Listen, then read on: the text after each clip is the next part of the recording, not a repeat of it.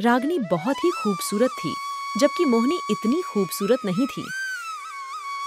गांव के सभी लड़के रागिनी के पीछे लगे रहते, लेकिन रागिनी किसी को भी ग्यास नहीं डालती।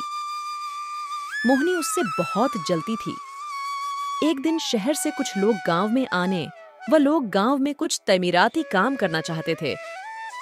उनमें एक सोनू नाम का एक लड़का भी था।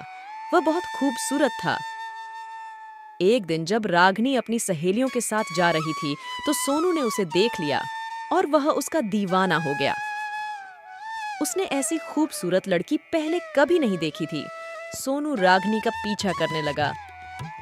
मोहिनी को यह सब देखकर बहुत जलन हुई। उसको इस पर समझ नहीं आ रहा था कि वह क्या करे। दिल ही दिल में वह सोनू को पसंद करती थी।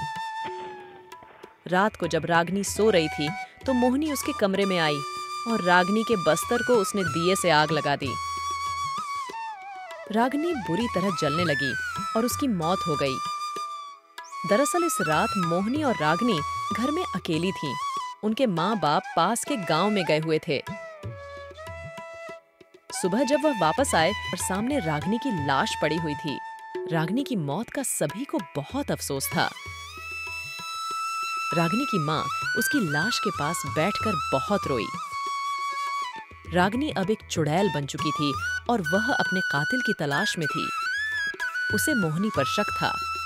अगली रात जब मोहिनी फोन पर किसी से रागिनी के बारे में बात कर रही थी, तो रागिनी ने सुन लिया।